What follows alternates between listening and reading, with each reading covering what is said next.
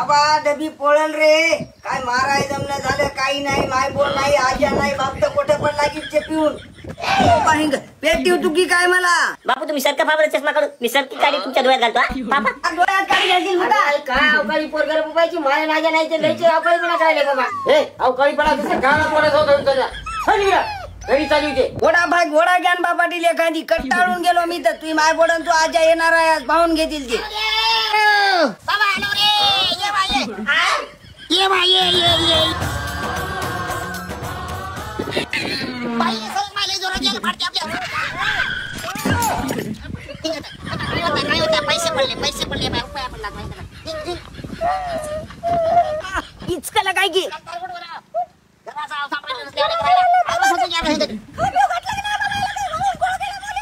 बाई भाकर त्याला माग लागून खाऊ घालायला लागत की. गावातल्या बंगाली डॉक्टरला दाखवलं तर ऍसिडिटीचा प्रकार होय म्हणला. तुम्ही गेले तसं भाकर आहे खायला गेलं ती. बाबा येई काय सोबायला काय होतं बरं त्या बंगाल्याजवळ खायला गेलं. मागं मी एकदा त्याच्याजवळ गेलतो तर मला पोटाची म्हणून डोसक्याची गोळी दिली. दुसरा झालं म्हणून बाबा इलाज नव्हता हो, खुर्दा नव्हता मायापाशी म्हणून नेलतं त्या बंगाल्याजवळ. बाबा बघा सर पहिले समजा बापा इवाई तिकडे बरेच दिवस रमले पण कोटाशी गेलते हो तुम्ही. बाबा बराच रमलो बा तिकडे. बाईच्या दोस्तीमुळे त्या लष्करी मध्ये कसं तरी जाणं झालं. खूप फिरलो तिकडे. बाबू आज नाही का पोट्री करावं का आपण. हा मुक्का रे देव करून आलो भावंजा करायला लागतं. बापा इवाई पोट्रीच म्हणायला काल लोकांना करीचं मरणाचं करू खाल्लं पण माझ्याजवळ खुर्दाच नव्हता हो. काल भर फारुक आहे त्या दुकानावर बसलं जाऊन त्याने एक तुरा दिला. आम्ही घरी आणून खाऊ घातला त्याला तेव्हा कुठं झोपी गेलं.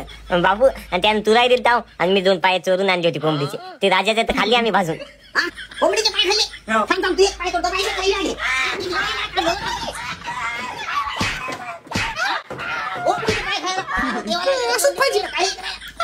राजाने एक खाल्ला होता मी एक खाल्ला होता तरी मी एकट्याच मारणार याच्या मुठीने केस